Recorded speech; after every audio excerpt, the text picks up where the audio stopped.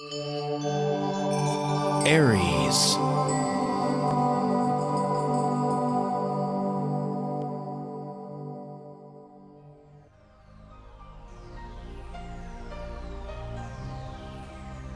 Hey everyone, before we start today, I'd just like to address a question that I get a lot in my email, and it will save me a lot of time here if I can collectively address it here to you.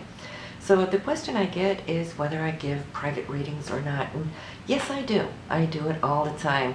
You will find it here on the sidebar. You just want to click on it. It will take you directly to the website where you can find out more information on the various readings that are available to you, both on the astrological side as well as the psychic readings and what you can expect from those. All right, so let's get on with it and see what November has in store for you this month. Hello Aries, this is your forecast for November 2014.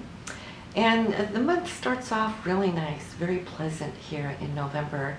Now October here was pretty much a very focused month on your relationships, where I see that you've been dedicating a whole lot of time there to balance up, bring in, open up, start, or also renew.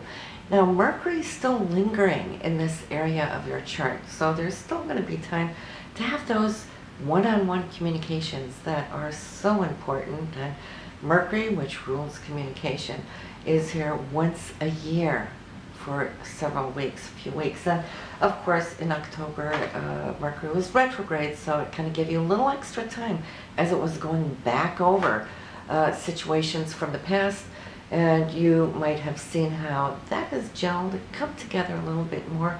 And as we're entering into November here, Mercury is still in this area, 19 degrees, so we still have, you know, some good time yet that you can use for the benefit here.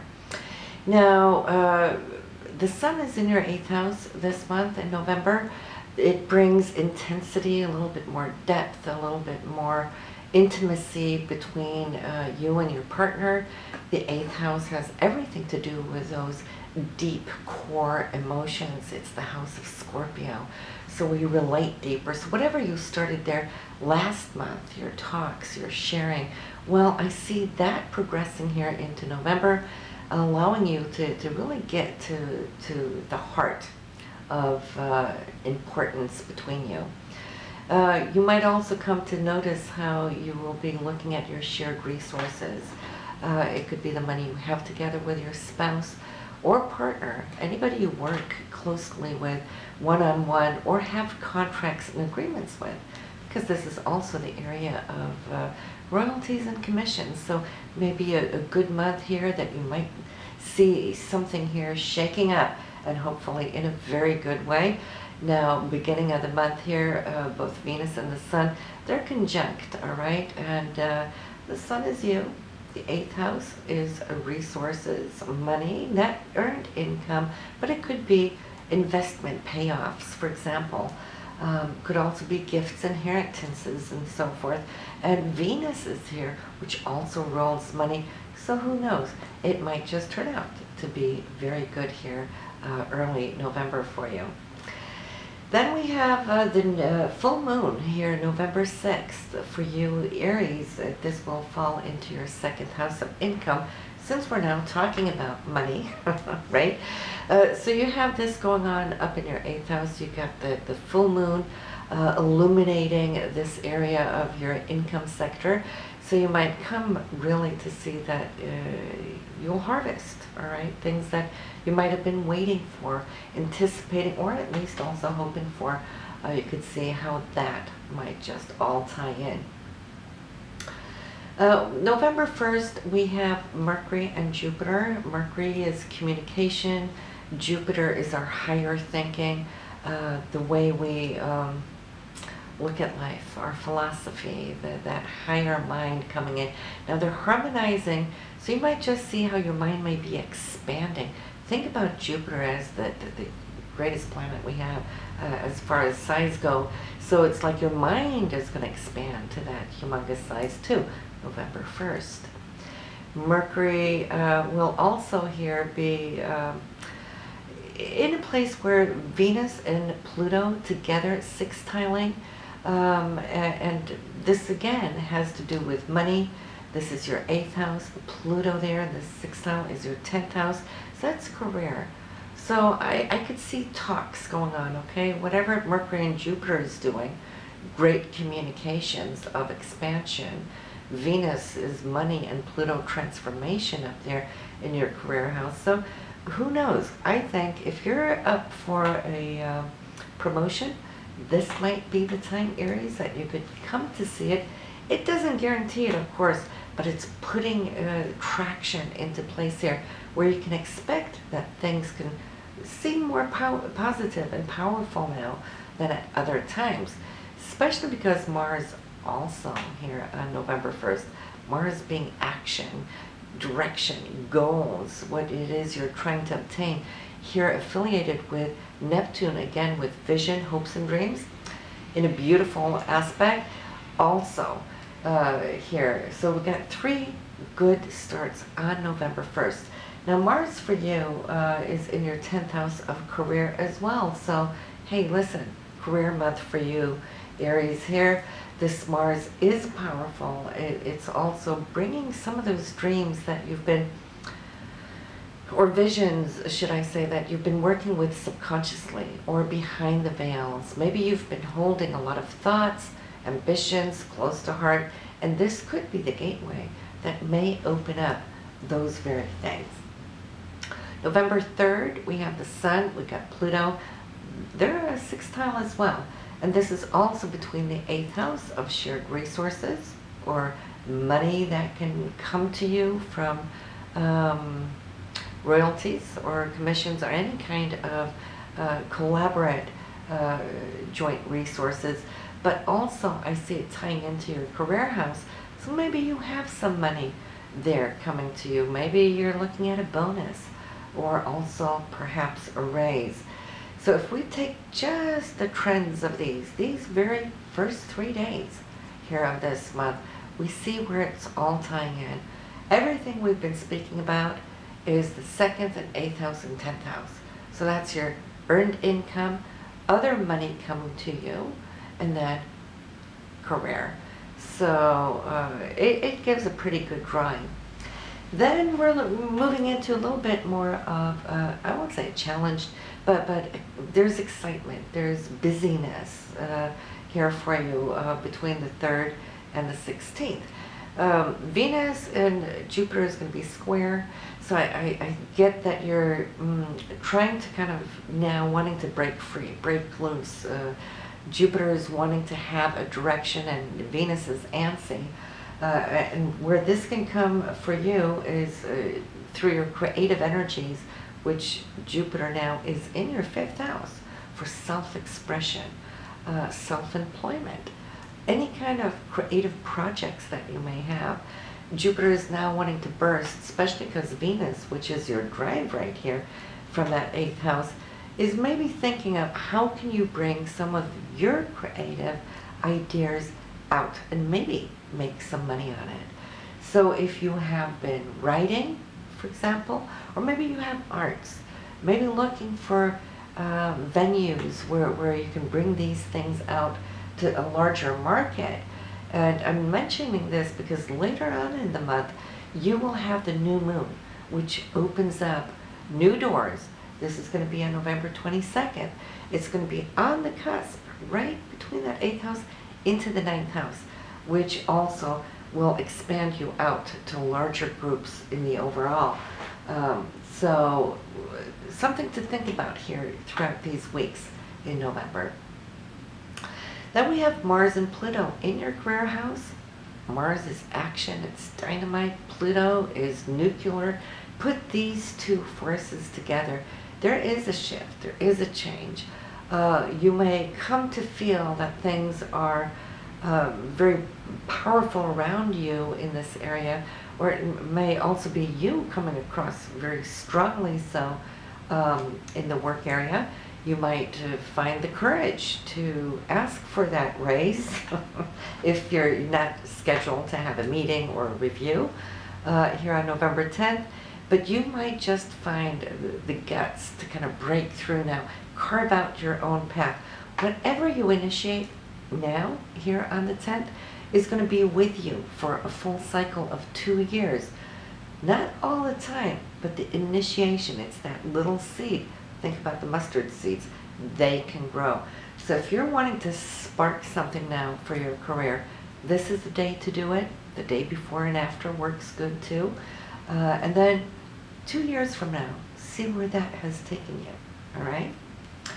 So I see you being on the 11th, Mercury here, your thoughts are very jovial, hopeful, idealistic. It's like you're listening to your higher mind. Whatever it is you did there on the 10th is keeping you smiling here, feeling empowered, strong, and Venus on the 12th too, coming in behind it saying, you know what, I can do this. I can actually do this. The sky's the limit. I am going to reach out and expand. And of course, you know, yes, there's a divine timing in everything that takes place. But if we sit around and wait for it to come to us, we waste a lot of time. This is one of the times where you can use these challenges positively to make leaps forward, okay? So be fearless, but be balanced, be nice about it, because Mars can get a little here on the 12th as well, feisty, or maybe a little rushed in one's decisions. You don't want to rush into anything or just create change for the sake of change. Mars here, see, is really charged up. It's squaring Uranus, which can snap things out just like that, out of the blue, without thinking. Long-term consequences. Even also in the area, I would like to say, within relationships too, you want to might be a little careful, at least take one step back and think before you act, because you could be very impulsive here on the 12th. If it's all thought through, it will give you courage to open and walk through that door. But if this is a new thought coming to you on the 12th, hang back just a little bit, at least until the 16th, when Mercury and Pluto merge here in a sextile. That is communication, okay, coming through, nice and clear, with a transformative energy to it, which Pluto does. Pluto allows us to shut down on the old and open up new doors and make everything new. So the good aspects to Pluto we do like. On the 18th, the Sun and Saturn are conjunct. The Sun is you and Saturn is your foundation. It is this structure that you're working on, and we're always working on things within our consciousness. So here in this conjunction, for you it's the 8th house once again. So you're pretty much looking at the structure of your long-term financial security. Maybe you're looking into where you can place your money, what investments you can do, should do, and probably should not do as well. So it's getting the information, gathering that information that I see can be important here. Just don't rush on those things, but I'm seeing between the 18th to the 21st, there's some insights or also communications with someone in the know-how in this area. And but I feel it's a work month, career month for you. You might be speaking to your supervisor. If you have some great ideas, and I see that you're bubbling with them with this Jupiter in your 5th house, you might come across an idea where you feel it could behoove the group that you work with or the company you work for. Don't be afraid to share that. You know, dare to give the insights that you're holding, suggestions and so forth.